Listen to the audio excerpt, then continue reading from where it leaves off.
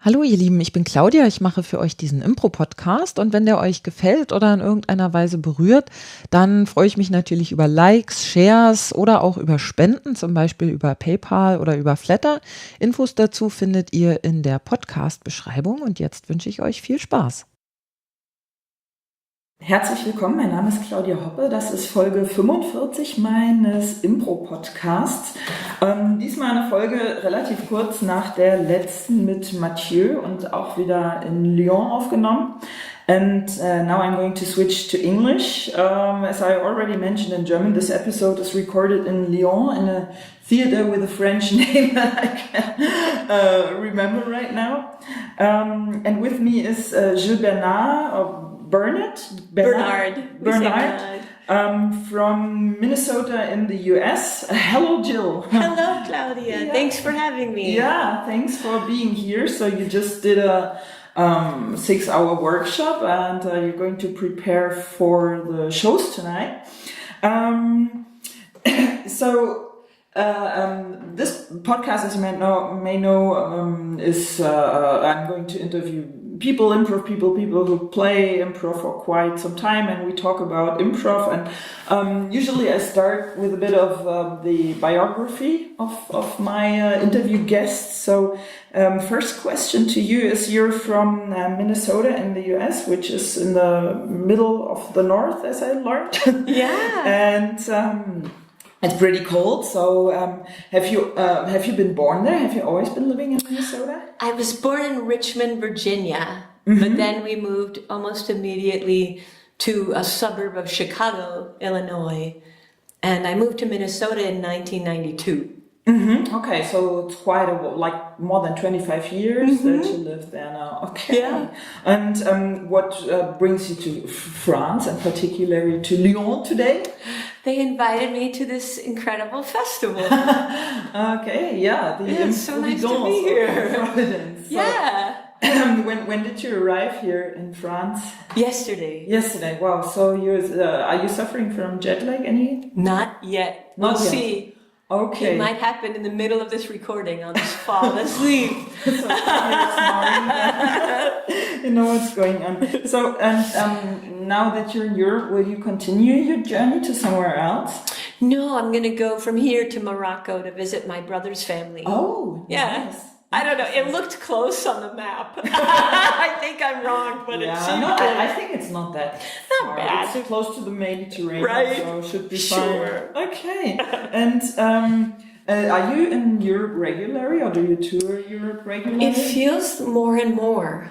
It feels like now I come here once or twice a year for the last few years. Okay. Which is wonderful. I love it here. So, Jill, when about improv or impro or whatever, when did you start to improvise? I started in 1993, December of 1993. So 1 year after you moved to Minnesota. I was going to the University of Minnesota, and a classmate was playing comedy sports, which is like theater sports. And he said, "Hey, you're funny, you should come audition." So I did. And I got in. Okay. And what did you study at the University of Theater. Minnesota? Theater. And did you finish it? I did, yeah. Oh, interesting. So classical theater education. When you study theater in the US and you finish it, what can you usually do with this kind of degree? Is it more an acting thing or director? You can probably work in an office or be a waiter in a restaurant. Taxi driver. There's not a taxi driver. Yeah, there's not a lot of practical application for it necessarily. There are lots of people who are successful actors who don't have a theater degree, but there's different directions you could go with it. There's degrees in acting, directing, technical theater. My diploma says theater undeclared, because I never told them what I was going to do with it. Okay. Interesting. Yeah. Okay, theater. Theater undeclared.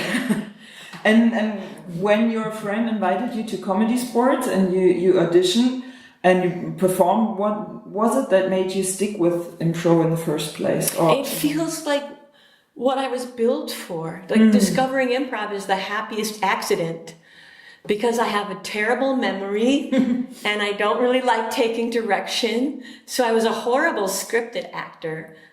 And also... Have you tried? Yeah. And I just didn't...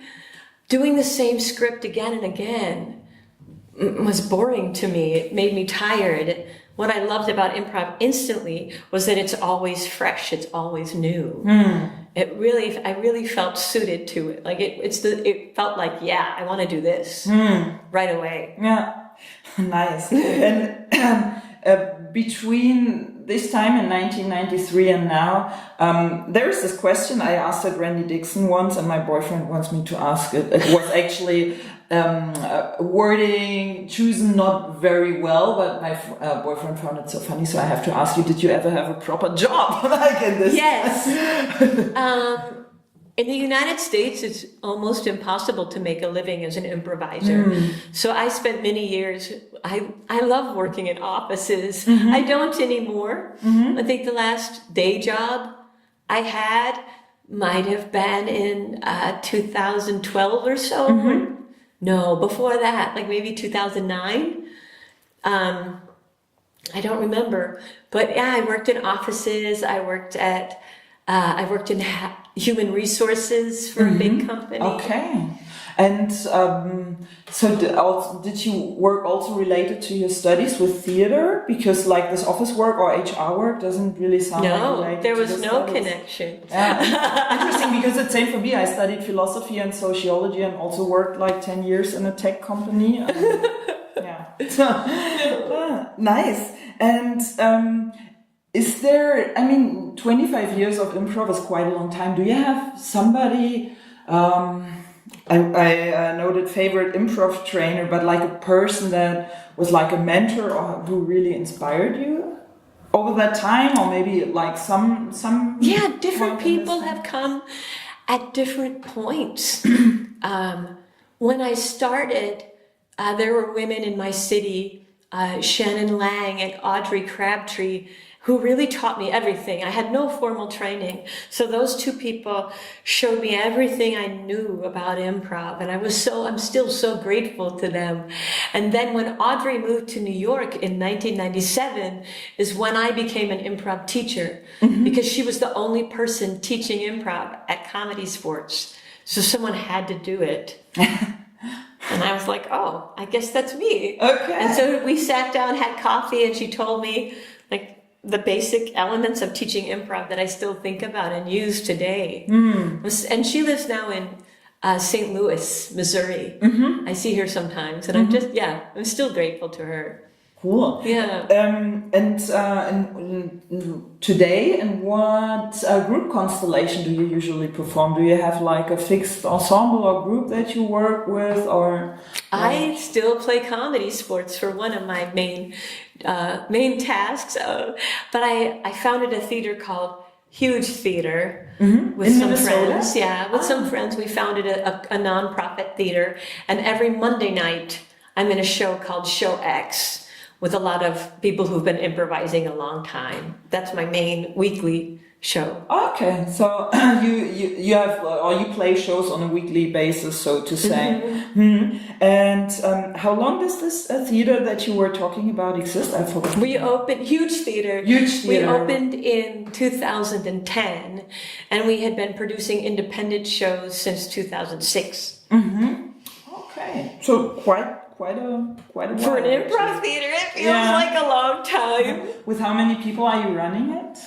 There are there are 4 people on the operation team, and then 2 more who do work on a regular basis. John Gebertachios is our director of inclusion and diversity, and Brianna Cecile is our.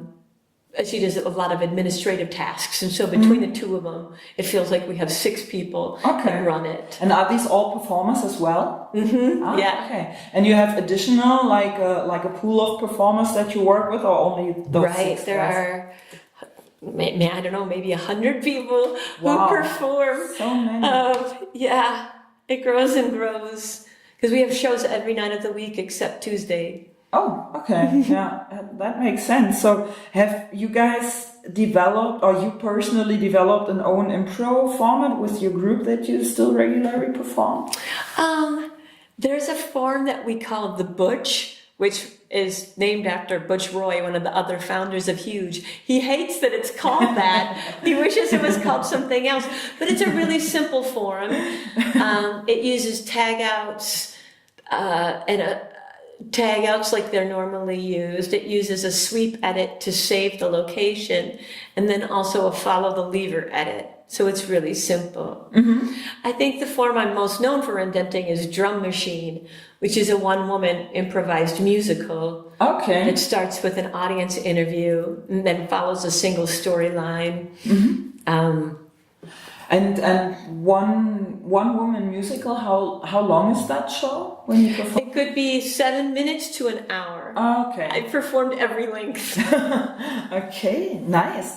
And I read that you have published a small book, the Small Cute Book of Improv. Yes. If you have to say in a couple of words or sentences, what's its main message? What's the main message? Well, I'm so sorry to say, it's been translated into a bunch of languages, but not German because the German translator quit. Oh. So if you need a translator. Yes. Okay, we'll fix this up. We'll make this happen. The book starts with my theory, my toolkit for creating characters that I borrowed from a lot of other sources, called Vapapo, which is voice, attitude, posture, animal, prop, and obsession, just as 6 easy ways to create a character. Mm-hmm. And then the rest of the book is essays about everything that I think about improv. And if there was a central message of those essays, my central message personally is that you are enough. I said that today in class, that each improviser is sufficient. Each improviser has the tools and they need, and they're good enough, and they're talented enough to do this work and to create art. Yeah. And maybe also like what we did in the workshop today with you is like have fun. Yeah, I guess it absolutely has to be fun. If it's not fun, something's gone wrong, and we should look at what that is. Someone doesn't feel safe, maybe something uncomfortable is happening. You're not doing the kind of improv that would make you happy. The style or something is off. But if you're not having fun, we should definitely take a look closely at what's happening. So, Jill, what do you think? Why Impro is growing so fast and such success? I mean, you do it a bit longer than I do. I'm now with it like for 10 years or so, but I have the impression, at least in Germany and in Berlin, it's growing so rapidly. More and more people do improv, and yeah. Well, if you think about the history of Germany and German theater has always been very experimental, wouldn't you say? There's such a long history of creating things that are really original and fresh. I can imagine that improv could grow like crazy in Germany because of the cultural background, the depth of history. Weren't the first paid actors in Germany? Anyway. But then also, the reason it's grown in the United States is because I think there was a void. Stand-up comedy became very important in the 90s.